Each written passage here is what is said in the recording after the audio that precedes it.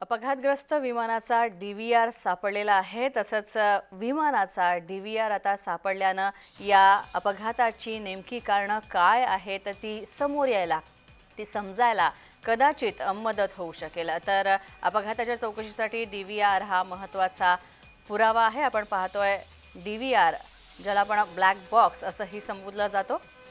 तर मुळात केशरी रंगाचा असलेला हा ब्लॅक बॉक्स आता सापडलेला आहे आणि त्यामुळे फ्लाइट रेकॉर्डर हा सापडलेला आहे आणि त्याच्यामुळे आता फ्लाइट डाटा रेकॉर्डर सापडल्यामुळे आता या विमान अपघाताचं, या प्लेन क्रॅशचा मागचं कारण काय होतं ते पुढे येण्यास मदत होणार आहे।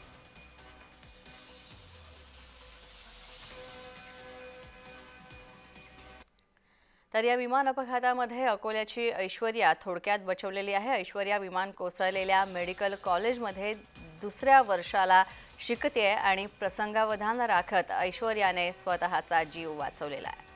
आपण पाहतोय घाबरलेल्या अवस्थेत ऐश्वर्यानं लगेचच आपल्या वडिलांना अमोल तोष्णीवाल यांना फोन केला आणि ऐश्वर्याच्या वडिलांशी बातचीत केलेली आहे आमच्या प्रतिनिधी वर्षा मोरे यांनी।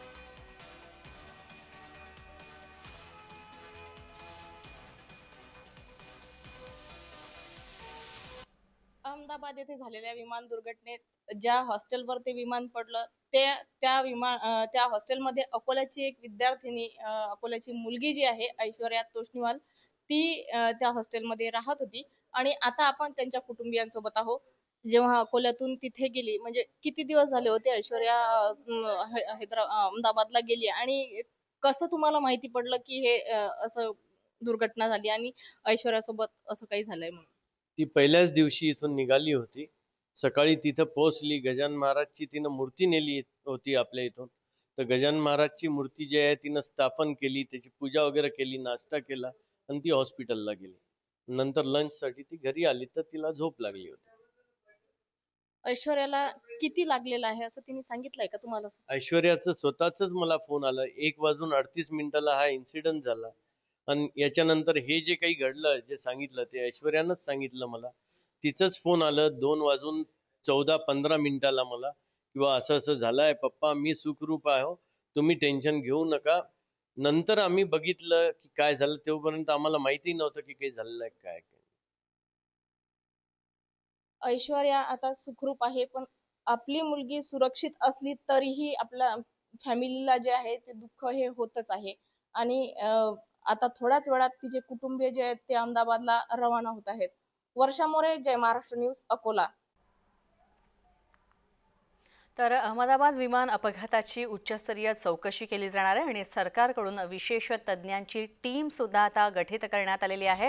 ही टीम स्थापन करण्यात आलेली आहे आणि घटनास्थळावर DGCAचं पथक पोहोचलेलं आहे। संपूर्ण परिसर हा रिकामा करण्यात आलेला आहे। आपण पाहतोय ज्या मेघानी नगर परिसरात हे विमान कोसळलं होतं, त्या मेघानी नगर परिसर रहिवासी परिसर आहे हा।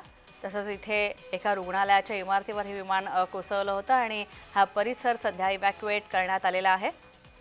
आपण पाहतोय अपघाताची दृश्य, विमान कोसळलं आणि क्षणात भडका उडालेला आहे। तर आता घटनास्थळावर DGCAची टीम पोहोचलेली आहे। आपण पाहतोय तपासानंतर फॉरेन्सिक पथक तिथे पोहोचलेलं आहे। तसंच विमानाचा DVR सुद्धा सापडलेला आहे। ज्या ब्लॅक बॉक्सची चर्चा होत होती तो ब्लॅक बॉक्स आता सापडलेला आहे आणि आता हा विमानाचा DVR सापडल्यामुळे लवकरच अपघाताची कारणं आपल्याला कळण्यास मदत होणार आहे। तर आमचे कार्यकारी संपादक प्रसाद काथे यावेळी आमच्यासोबत आहेत, थेट अहमदाबादवरून ते जोडले गेलेले आहेत। प्रसाद, काय सांगाल तुम्ही, ज्या स्थळावर तुम्ही आहात काय तिकडची परिस्थिती आहे आणि काय अपडेट्स आहेत तिकडच्या?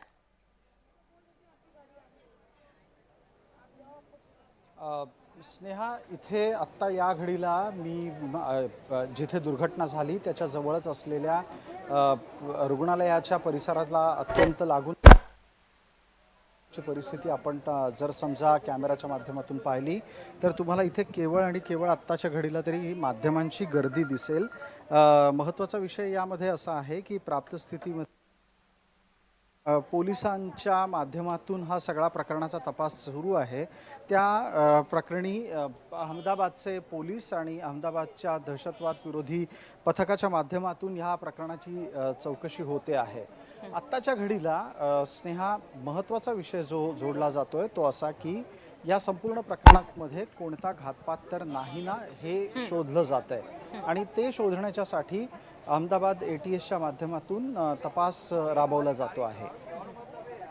नक्कीच प्रसाद, तुम्ही म्हणताय त्यात तथ्य कारण ज्या प्रकारे आपल्याला माहिती मिळाली होती काल आणि ज्या अपडेट्स मिळाल्या होत्या एअरक्राफ्ट तज्ज्ञांकडनं, एअरक्राफ्ट एक्सपर्टकडनं, त्यांनी असं सुद्धा सांगितलं होतं की ज्या प्रकारे कोणत्याही प्रकारचे इंडिकेशन्स विमानातल्या सॉफ्टवेअर्सकडनं मिळाले नव्हते त्या अर्थी कोणत्याही प्रकारचा बिघाड नव्हता. मात्र हा सुद्धा अंदाज वर्तवण्यात येत होता की कदाचित ड्युअल इंजिन फेल्युअर झालाय आणि त्यामुळेच एवढी भयंकर घटना घडलेली आहे. पण यातही काही घातपाताचा प्रकार असेल ही शक्यता नाकारता येत नाही. त्याबद्दल काय माहिती आहे?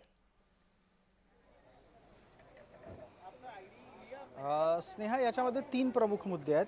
आपल्याला पहिल्यांदा टप्प्याटप्प्याने त्यांची एक एक जर चर्चा करायची असेल तर सगळ्यात एक पहिला मुद्दा जो शक्यता स्वरूपात वर्तवला गेला होता की कोणतं एखादं म्हणजे एखादा पक्षी किंवा ऑब्जेक्ट ज्याला म्हणतात असा कुठला पक्षी येऊन तर धडकला नाही ना, ती शक्यता फेटाळण्यात आली होती पहिल्याच टप्प्यामध्ये. तज्ज्ञांनी असं सांगितलं होतं की ज्या पद्धतीनं विमान वर गेलं आणि ते त्याच पद्धतीनं नाक वर ठेवून जमिनीवर कोसळलेलं आहे. असं पाहता पक्षाची धडक बसल्याचं कारण प्राथमिकदृष्ट्या तरी तसं वाटत नाही.